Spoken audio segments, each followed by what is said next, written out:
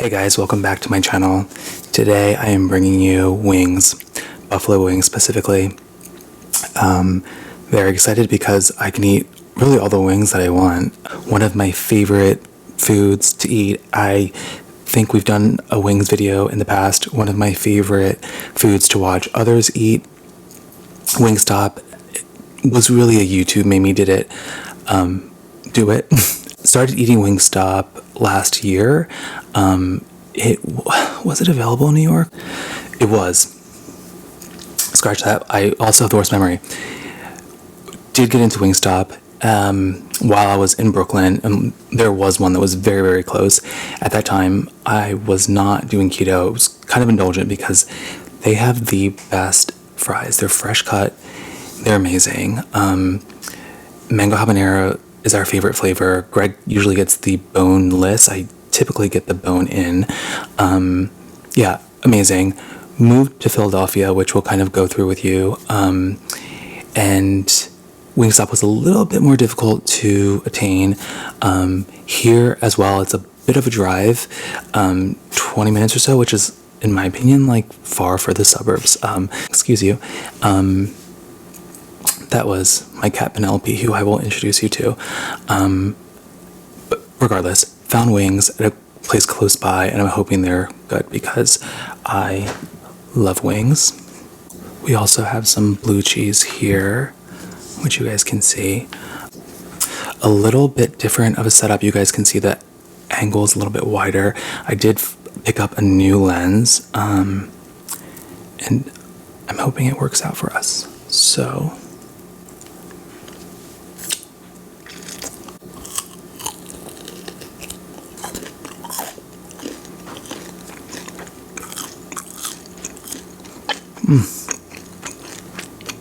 so good. A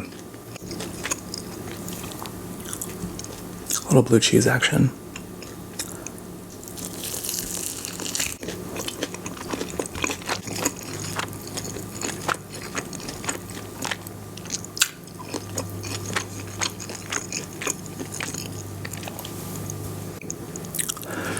I just wanted to say thank you so much to all of you for the comments on the last video. You're all so amazing. I'm so excited to be back. I'm so enjoying catching up with you guys. In the comments, seeing so many familiar faces, hearing from you, the fact that you're back watching is very exciting, and it's awesome. So thank you so much. I feel so motivated to continue to do videos. I am trying to find times in my schedule when I can definitely do them. Mind you, kind of the time of day, opportunities, lighting plays a huge role in that. So I think we're going to be good for the time being.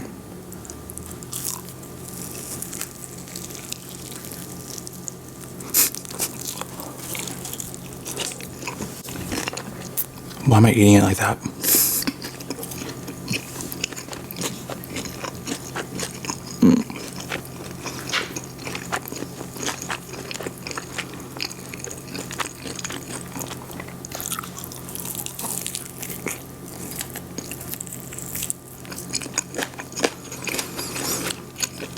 I'm not necessarily a cartilage person. I will clean the bones on the flats really easily, less likely on the drums.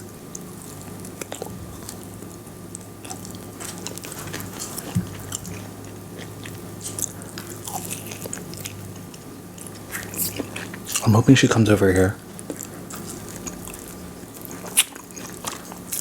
so I can introduce you. Today I wanted to kind of talk to you guys about Emma. So many of you have asked about Emma, which just warms my heart, the fact that you guys really enjoyed seeing her. She was such a big part of my life throughout my YouTube time. Emma was with me, and a lot of times it was just me and Emma. So you guys know her very well. I know that a lot of you have seen the video of me like putting makeup on her, whatever. It's silly, but yeah, some of you have asked about her, and sadly, Emma passed last year in 2020. She passed in March, which was just like one of the most devastating things I've experienced. Emma was, so I'll kind of backtrack how, I don't know if you guys even know the story, how I found Emma. So, growing up, we had a family cat who was not particularly affectionate, and my mom adopted her from, or when she was in college, so she was just kind of around. But growing up, my siblings and I, we always wanted a pet of some sort. My parents were never about it, never about that life, not interested in having pets in the house, someone or something else for them to take care of. And I think a lot of parents can relate to that. So yeah, I get it. Fast track to end of medical school. I had matched into residency. I was going to have a job. I was moving to Brooklyn. That was the time. I was going to get a cat. I was very gung-ho about it, and I'm very headstrong about certain things. So looked for a cat.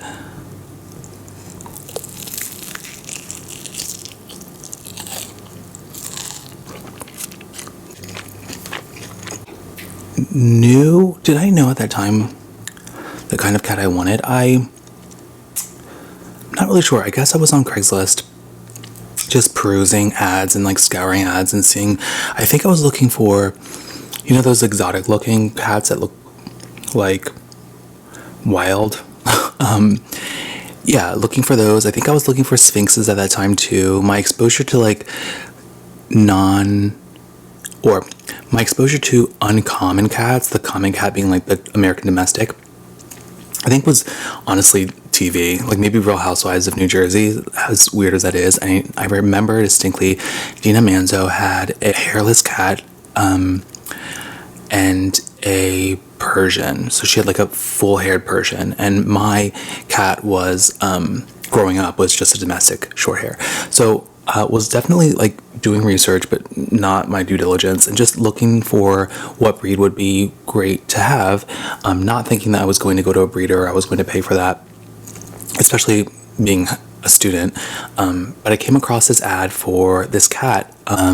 She would like suddenly croak. If I can find footage of that, I will include it. Although that really wouldn't be so pleasant. Maybe not like an ASMR experience, but she was just so amazing. I used to shave her, and she looked so cute, and eventually very scraggly because her hair kind of like grew in really loosely. But the thing that was strange was when I adopted her and took her to a vet, they aged her at 3 years old by her teeth. And everyone's told me like, no, she's definitely older. And I was like, there's really no other way to go about determining her age, right? You go take her to the vet and they look at her teeth. So if I got her in 2003 and she was 3, I would say by the time she got sick, 2013, by the time she got sick in like 2019, she would have been 9. Right. So I took too long. Right?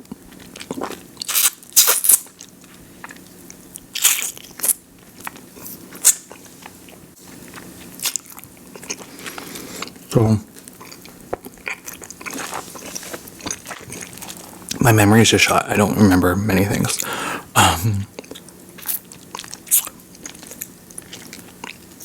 I think she first got sick in 2019. So this blue cheese is honestly so good. Okay, so suddenly Greg is realizing like she's walking into things.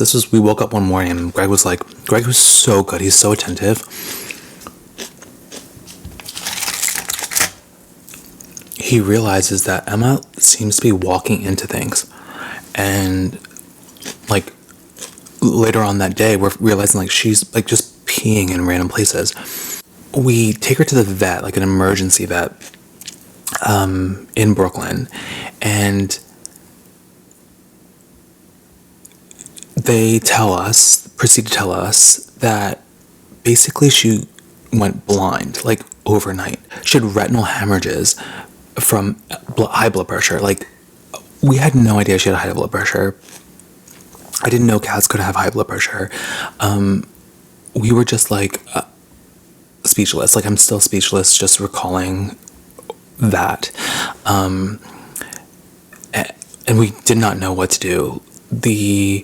Thank God for my mother. Thank God for my mother that we had pet insurance. Due to a prior issue with my brother's cat, we enrolled Emma in pet insurance, which every pet parent must have pet insurance for their pet. It saved us thousands of dollars, but essentially she had these retinal hemorrhages. Like, her ocular pressures were super high because she was sleeping so much, and we were wondering why. And the doctor was explaining to us, who was a vet ophthalmologist, by the way, was explaining to us like the pressures in the eye, similar to like glaucoma in humans. She had such high pressures in her eye. It was so painful. I think like normal pressure is like 10, and hers was like 25 or 30. It was just insane. So that's why she was so sleepy. So we were faced with kind of the decision of what to do with her. And so she actually had an enucleation of one of her eyes. Like, he basically removed one eye, the one eye in which everything looked the worst. Like a surgery, and then she had like a stitch over her eye. So she really had one eye. And it's so upsetting to have to put her through that, but the reason why we did is because she was so uncomfortable, and that was really the only thing that we could do. And we were on the track of recovery at that point, and her vision actually did recover in the other eye. I believe it was her right eye. Thank God, because she was literally wandering around the apartment, like peeing wherever she could not find her litter box. So it was just like so devastating. It was so sad and hard to like witness all of that, like her going through all of that. And then from that point on, she was on blood pressure medication. So we were administering blood pressure medication. She was on amlodipine, which is a antihypertensive that humans use as well. She was on amlodipine, so we would have to syringe it into her mouth every day. It's just so hard to do to like a pet, or similarly to a child who wouldn't know or understand why you're doing this and what's going on.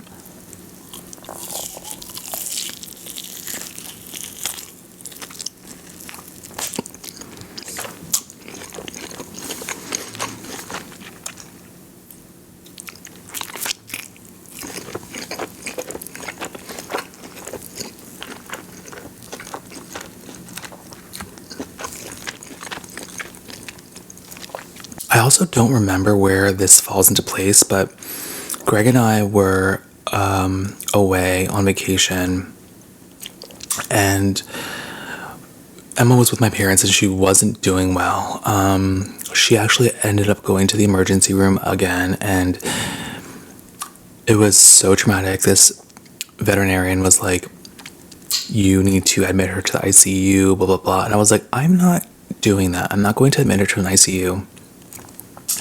Have needles placed, all these things, keeping her away from me, not understanding, or keeping her away from my family and not understanding what's going on. Like, I'm not doing that. This is her end of life. Like, I need you to respect my decision to keep her home, to let her pass with her loved ones, because she did know us. She knew me. She knew my family and loved them and enjoyed being around them. I was like, I'm not going to have her go to an ICU overnight. I want her to be home with my parents. And so, until Greg and I could be home. So that was like something else that was just like kind of insane.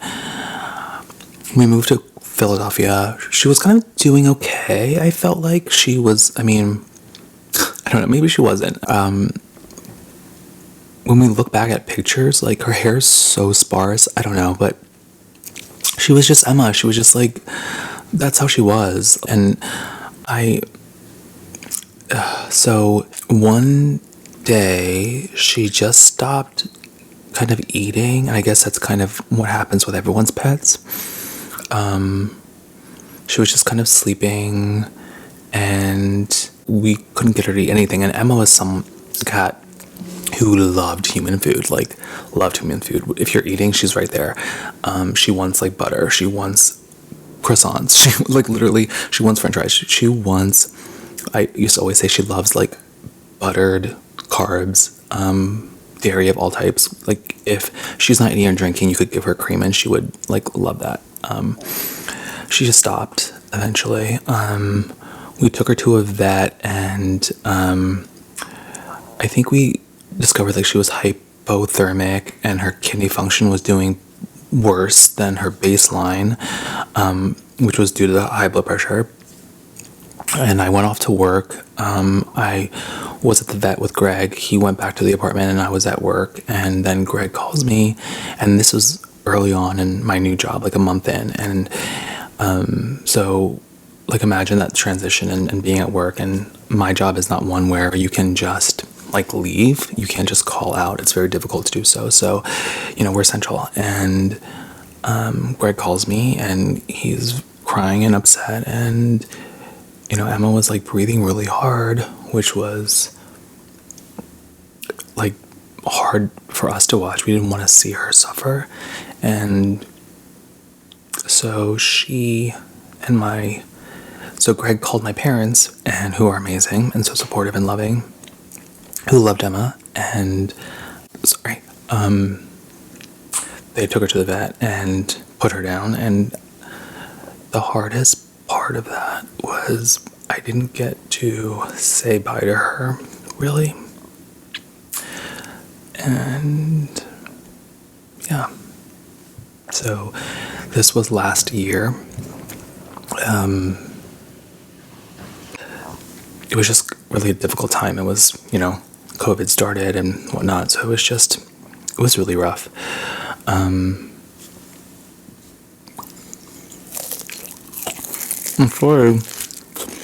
sorry to kill the mood, but I wanted to kind of share with you the journey of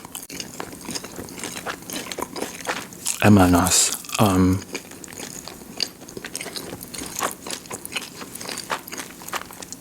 But I'm comforted in knowing like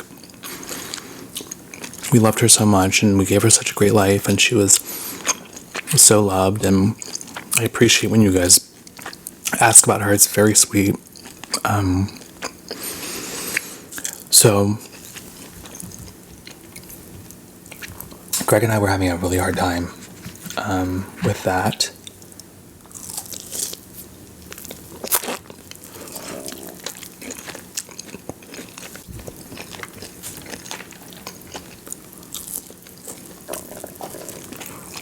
Which I know you can imagine.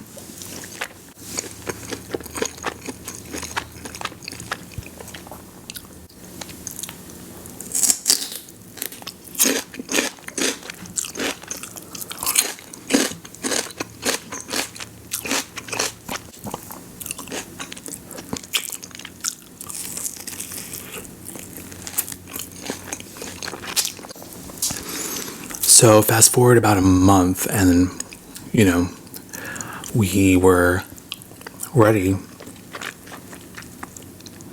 really to look for another cat. You know, we'd always wanted a second one, but Emma is not a cat. She only likes humans, and like really would not entertain another cat, especially a kitten.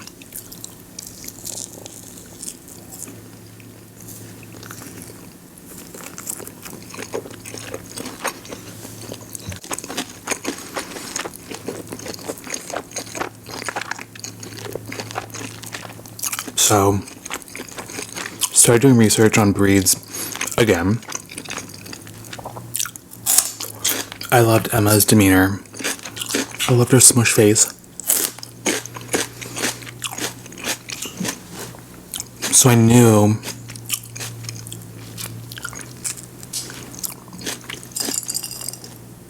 my eyes melted. I have Pepsi Zero Sugar to drink.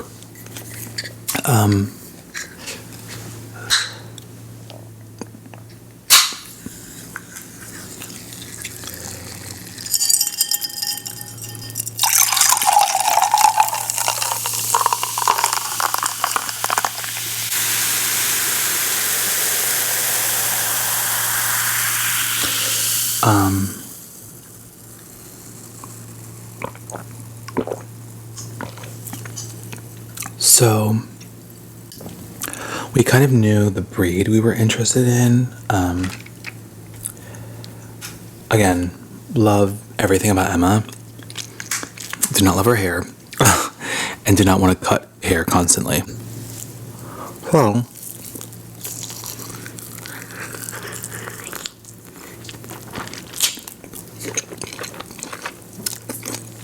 we decided on exotic short hair, the breed.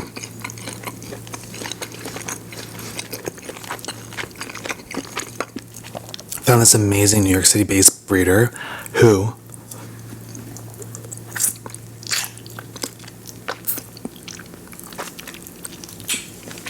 I had followed for some time.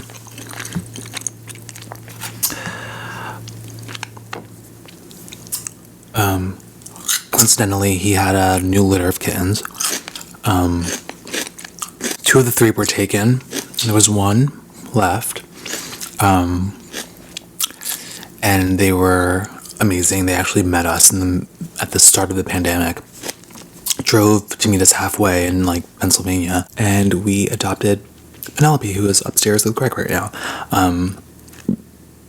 She's just all over the place, so eventually I hope that she'll be here behind us. Actually, this morning she was kind of chilling with me on the couch. She's just kind of still a kitten. So she was born January 2020, and we adopted her when she was about 4 months. Like, the sweetest baby angel. Like, so funny, so playful. Not a lap cat though. Like, affectionate in that, like, she'll lick us sometimes and we can like hold her and kiss her and things like that, but she does not sleep with us the way Emma sleeps with us, or slept with us. She's always constantly trying to play, which is very cute. She's like 1.5 years now, but she still acts like a kitten.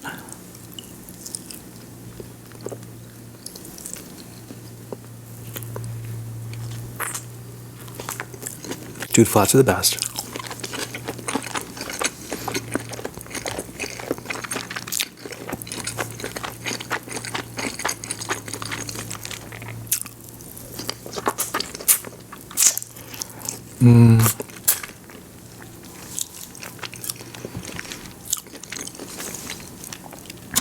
I can't wait to introduce you. You will love her. She's so freaking cute. I'll leave her Instagram below so you guys can see. You don't have to follow the Instagram. This was something that we did early on just so we could have one place where we had all videos and pictures of her, but just to get a view of her and how she was as a kitten, I'll leave that below so you can kind of see. And she honestly like brings us so much joy. I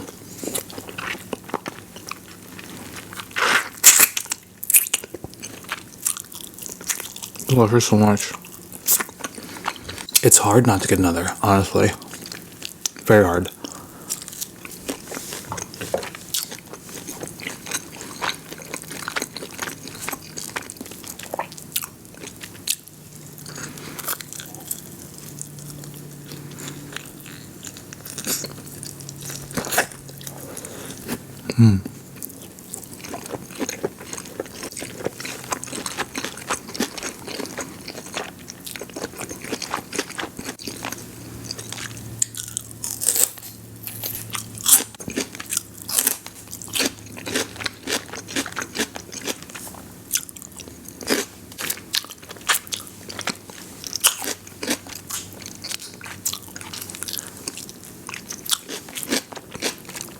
I'm sorry for taking you through that emotional roller coaster. It was very emotional for me, actually. I didn't realize how emotional that would make me.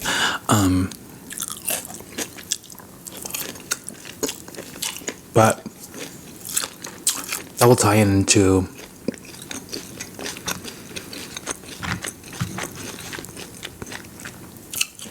the story of Greg and me, too.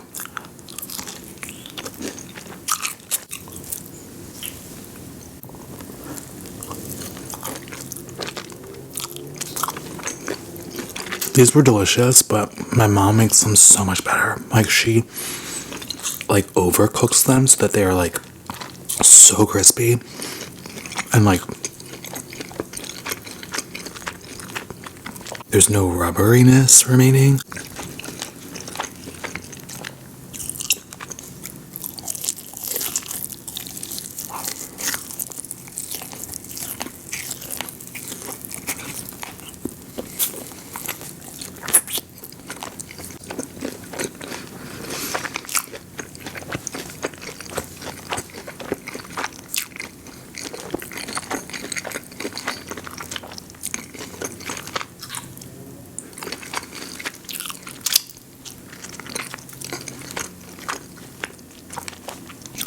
Are you guys the same way? Like, I hate having dirty fingers, but I will not touch my glass with dirty fingers.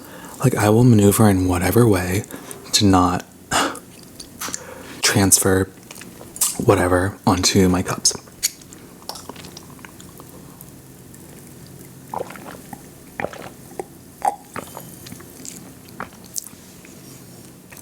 So that is the story of me and Emma. Again, thank you so much for the love, guys, on the last video and all of your amazing comments. It's so nice to sit down and like catch up and be here with you guys. I am looking forward to bringing you more content in the future. Thank you for listening. I haven't thought about them in a while. I appreciate you guys being here. That's all I have for you today, and I will see you in the next video.